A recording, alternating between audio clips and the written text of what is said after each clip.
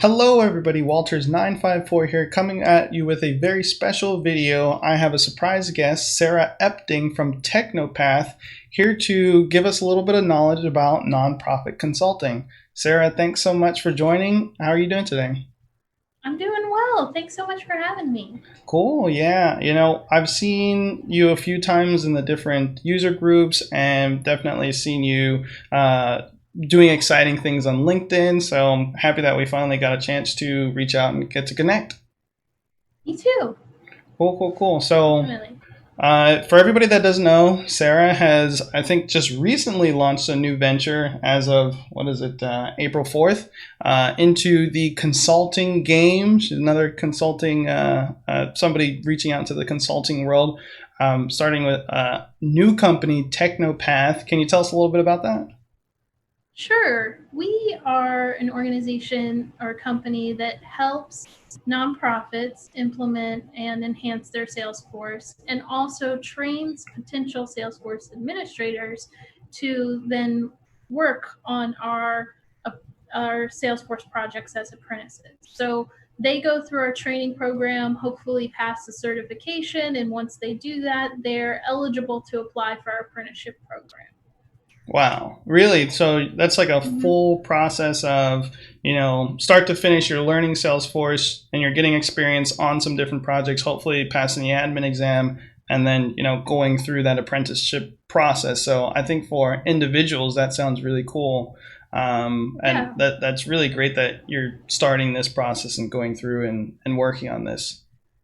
right. And I often at user groups like where I met you, when I've talked about this project, I have other Salesforce professionals say, "Oh, how can I get involved? I want to volunteer." So I have started also a pro bono project for nonprofits can apply if they have a budget or annual revenue of $250,000 or below. They can Nice. apply for our pro bono program, and Salesforce professionals can apply to volunteer Nice. Yeah, with that's the something I've struggled projects. with a little bit is getting in touch and reaching out to the community to find out where I can donate some of my time and expertise to help out. So that's really great. Mm-hmm. And one of the big reasons why I wanted to bring you on to a video, I was going to say to the show, but it's not really a show, to Oh, have well, a sure it video. is. Cool. So let's get talking about nonprofit consulting and consulting in general. So Mm-hmm. I've been consulting for about 2 years now, and it's not nonprofit consulting, even though we've worked with a few nonprofits. And Mm-hmm. there's very big differences, I'll say, between nonprofit consulting and regular for-profit consulting. That's what it's called. How do you feel about that? What do you think on the differences, or how nonprofits work? Well, I have 10 years of nonprofit management experience before my uh, pathway into Salesforce.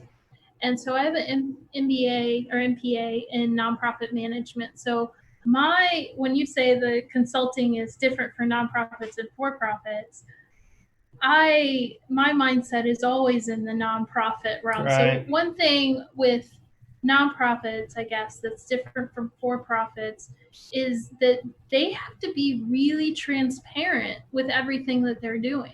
So they have to get every cent that they spend approved by the board. So there can be no they need to understand completely what you'll be doing and what that project entails, because then they have to bring it to 12 people that may have not talked to you. So you have to Right. be super clear, because they're the ones who are going to approve your budget, your scope of work, whether or not they need it. I mean, they might bring you in to present at the board meeting, but it really depends on the politics. Mm-hmm. That's pretty cool. And yeah, so from my world, sometimes you'll have projects like that where everything needs to be detailed out. And you'll have other ones where it's like, hey, we have 100 hours to do something, go and do it. We have no idea how to get it done. So Right. that's pretty interesting that it's working like that. And it's just exciting that you bring so much experience into the Salesforce consulting world so that you can leverage your experience to work even better for people. Let's dive a little bit deeper into the different aspects of, I guess, nonprofit Salesforce administration. So I think you've worked in house as a Salesforce admin or manager. Uh, how is that? Oh, one, is that a true statement right there? When I've worked full-time Salesforce admin, Mm-hmm. I've only worked for for-profit companies, Gotcha. but they did both have a sort of public good mission. One was for a publishing company that publishes academic books, and one was for a recovery treatment center. So even though both of them were for-profit, they had some good that they were doing in the community. Right. But so so that was more of your straightforward opportunity management, sales, working with sales reps, working with marketing cloud, working with marketing reps. um, I've done consulting on nonprofits before, Mm-hmm. and one key thing that I think is different between the nonprofit cloud and sales cloud is obviously it's very donor based. But one great thing that Salesforce has is engagement plans. And they're not that hard to set up. So an engagement plan would be if I was a major donor, and each nonprofit defines a major donor differently. Probably a medium-sized nonprofit would define that as $1,000. So if Mm-hmm. I gave $1,000 a year to a nonprofit, then I could be put in an engagement plan where 30 days after my gift, I get a thank you card from the executive director. 3 months, I get a phone call from a board member thanking me. I get Right. a special invitation to the stakeholder or the society. You get major donor society. Mm-hmm. You can set all these tasks for the executive director and the development associate and the program associates or even the board members to accomplish in just a template. And you Right. can build, what I've done before is you build a process builder so that when somebody hits that $1,000 mark or whatever you define your major donor mark as, then they're automatically entered into that engagement plan and it kicks off this series of tasks. Right. So I think nonprofits can struggle if you're small and you say, oh, we get 10 free licenses. That's great, but then they don't know how to necessarily use all the features and don't have time to learn it. Mm-hmm. Salesforce is kind of a beast, Right. and nonprofit professionals wear a lot of hats. I know I did. That's how I got into IT. I was the marketing, fundraiser, IT person. So I think Salesforce has a lot of cool tools with their volunteer app and the engagement platform and all sorts of things that are beneficial to nonprofits. But if they don't implement them correctly from the beginning, it can be a struggle, and they can just be like, I hate Salesforce, I want Yep. something out of the box, which is a good Salesforce is not the right option for everybody. Right. And if you have a fairly simple program, it might be better just to use one of the competitors that's right out of the box. Yep. I love Salesforce and I recommend Salesforce, but I can understand that need to do something just straight out of the box. Yeah, and what I tell people is Salesforce. Some of you may have heard it already. Salesforce is not hard; it's complicated. Just like you said, it's a beast. As soon as you dip your feet into it, you'll start to understand the pool's a lot deeper than it initially looked. Um, and nonprofit consulting, or just even Sales Cloud specific orgs in general, they can be very complex when you try to break down all the business processes that are behind the company and how everything works. One thing that it is important to point out for all of this, especially people that are new to maybe Salesforce in general, is like all of this is built on the Salesforce platform. So you're talking about, if you know process builders, workflows, validation rules, all the basics, you can still dip your feet and, be proficient, so to say. You don't have to learn brand new skills other than maybe rewiring your business thought behind it, to working with nonprofits and getting that experience. Exactly. And Salesforce presented some really cool things at the nonprofit keynote at Dreamforce this year, which included case management and easier integrations with your payment platform. So your authorized.net and all the different major players, Nice. they have a more like one-click solution that they introduced at Dreamforce. It hadn't been rolled out yet. I was told there that it been that would roll out in April. I haven't double checked on that, but should be coming pretty soon if it hasn't already been released with this release. Yeah, I've got to take a note of that. Sounds pretty cool. And Chargent's going to be, sweating a little bit. They're the really big gateway and payment management processing app exchange that I know and I like to use. But right, cool. but it'll be with this payment gateway. Like with the payment gateway, it's just an easier connection. Gotcha. With your payment gateway, it's not a substitute. That makes sense. So sticking with the nonprofit, let's say, aspect of things, some people may be, let's say, confused on the consulting and payment side of things. So like if I take a job opportunity at a nonprofit, am I going to get paid for it? And how does that work?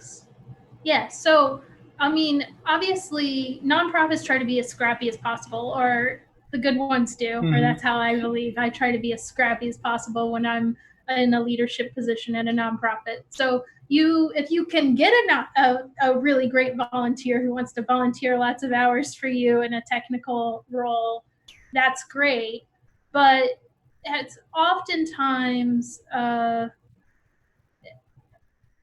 managing volunteers is much harder than managing employees. Gotcha. Yeah. Even if you're saying managing, when you say volunteer, it's not just like hauling boxes in a food pantry. It is getting somebody to do your accounting for you. It is getting somebody to do your technology for you if you're getting volunteers. But nonprofits are business just like any other business. They have to have employees to run. And oftentimes people and donors want that percentage of admin to operations to be 80-20, but really sometimes they can do more good and help 10 times as many people if they have a 60-40 ratio in terms of how much they put towards admin. And they get there's grants for technology. There's all sorts of things out there that they will have money to. Some will have money. I shouldn't say they.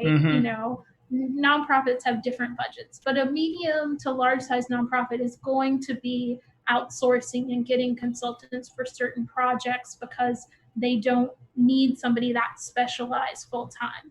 Now, I would say the best solution for a nonprofit, if any nonprofits are watching this, would be to have somebody who is trained in Salesforce administration, but also doing your digital marketing and some of the other technical things that you might need, and maybe coordinating with vendors in terms of hardware. I could see that like wearing many hats role be as a technology sort of like all-around technology consultant is a great person to have at your nonprofit for a full-time employee. Totally worth the money. Definitely makes sense.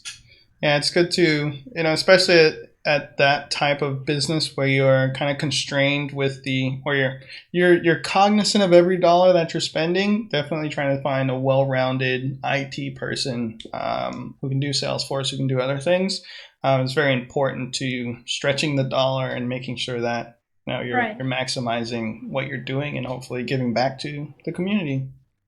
Right, exactly. Cool. So we touched on it a little bit with some of like the Engage platforms and other things that Salesforce has. I won't say out of the box, but just Salesforce has for the nonprofit space. Ones that come to my mind are like the nonprofit starter pack. Can we talk about those? I don't know if you know any other really cool ones that you can bring up and kind of tell me about. Well, for the 10 free licenses that Salesforce gives out, it automatically has on top of it the Nonprofit Success Pack. And that's not always the best app or the best solution for a nonprofit, depending, especially maybe an advocacy nonprofit or one that is working with a bunch of, some nonprofits work with other nonprofits to provide a resource. So sometimes you might have to call Salesforce as a consultant and tell them that you want to have standard Salesforce rather than the nonprofit success pack. Gotcha. The nonprofit success pack, what's interesting about it is it does have the same backend, but like the labels for opportunities are labeled donations, even though the API is opportunities, which can be confusing to nonprofits when they're trying to build reports. So of course they're confused because it's not called the same thing necessarily. But it also has the household account model. So what that means is if I donate to an organization, and so say I fill out the form and I have the third-party connector to send that donation into Salesforce and I'm a new donor, it will create my contact record first, and then it'll automatically create my household account. So that way I would be Sarah Epting household. I would sit under there. And then they would cultivate and get to know me, and then they could add my fiance as a contact underneath my household. And then they have, so there's two record types. There's the household, and then there's the organization. So your grant makers and funders and vendors, they go under the organization account record type. Right. Okay. That makes sense. Definitely something, if you're looking to get into the space, you will need to brush up on to make sure that you aren't trying to rework, especially if somebody has this success pack already installed in their org. You're not trying to break things and say like, oh, this doesn't make sense or whatever. We're trying to work within the model if we do have that installed already. So that is pretty cool.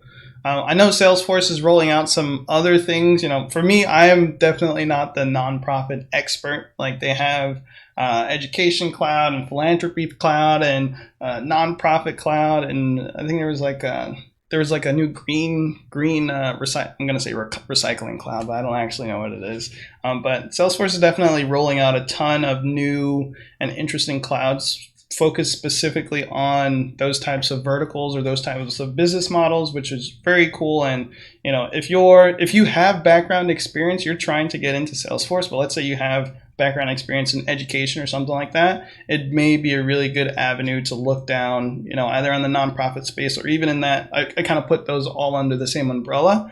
Maybe really good to look under those specific items if you want to get more involved. And speaking about, getting more involved and learning more about nonprofit, like I'll say, why should I consider working for why do you do it? Why do you work for nonprofit? Why do you want to do nonprofit consulting? Well, I feel like they're the ones who nonprofits just fill the soul of America. I'm not familiar as much with international nonprofits. So I worked for a long time for an organization that helped low-income Georgians get eyeglasses, eye surgeries, and hearing aids. And I saw firsthand how being able to give someone that and being able to help somebody see or hear impacted them so much. And I was, like I said, a fundraiser, marketer, IT. I didn't get to be involved with the clients, but when I did call them and learn about how we have helped them, it just warms my heart. And there's so many nonprofits doing so much good, and they could do so much more good if they could just get their systems in order. So they're functioning off of a bunch of spreadsheets. They might have a volunteer person doing IT, but it's, miss here and there. It's not necessarily steady. It's actually a huge gap and an unmet need to have some technology and data consulting for nonprofits, especially smaller and medium-sized nonprofits, which is kind of where I'm going to focus on. Right. Well, you've definitely got me hooked. I mean, I love giving back to the community. It's one reason I do these videos, and it helps out the feel good moment, and you're going towards a good cause instead of maybe, I'm going to call it working at like a soul sucking job or anything like that. But this may be a good way of humbling you as a person if you want to find some additional or another place to spend your expertise at. I would say also this is a really great place to get experience if you're starting out or trying to push to that next level in that medium range of things. Working at a nonprofit, using your skills, it's definitely a good way to gain experience. Work in other clouds, see how other businesses work, because the more experience you get, the more orgs you touch, the more you learn, and you're constantly getting more information out there. So I'll pass on to you. So if other people are hooked like me, what resources should I use to learn more about either nonprofit consulting or I guess consulting in general? Well, I would say Trailhead. That's a big one, obviously. They have everything on the nonprofit pack there.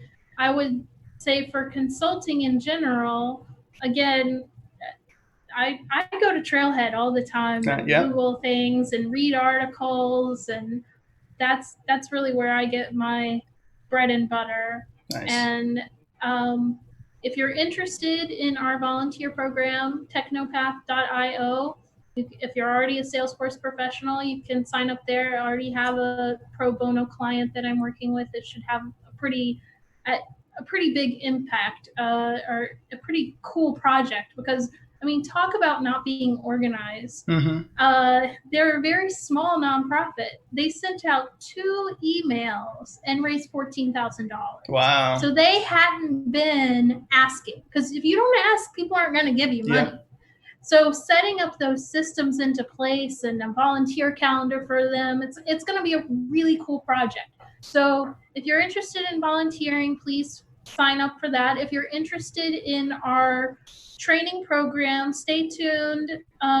Probably going to launch June 15th. That might be pushed to July 1st for our first Salesforce admin training course. And if you're a nonprofit interested in a consultant, then Technopath.io. Yeah, so links will be down below. Definitely check it out. For all of our very experienced Salesforce admins, or even people that want to learn, do check out these links down below. There's going to be volunteering links and definitely links to Technopath and their training site. Go to your community events as well. So make sure to totally. Get in touch with your local people. I know we're in the, as of recording this, we're in the midst of COVID-19, but there's still virtual events going on. So try to get out and reach out to your community and give back what you can, because, we're all in this together in the end, and we're trying to do good and learn as much as we can. Yes, and depending on your area, there are nonprofit user groups as well. Nice. That's very cool. Well, okay, that's all I've got for today. Sarah, thank you so much for joining. I've learned so much about nonprofits and consulting in general. I'm definitely going to be following up with you even further, trying to get involved, and it's really interesting to me. Thank you so much for, one, taking the time out to be on the video, and two, spending your time to work on these nonprofits. It's something that you don't have to do, and it's something that's really cool and amazing that you're spending the time to do that. Well, thank you. I'm so happy to be here, and I love all of your videos. So I feel really blessed for you to have asked me to be here. Thank you so much. Cool. Well, alrighty, everybody. Thanks so much for watching. And remember, I believe in you.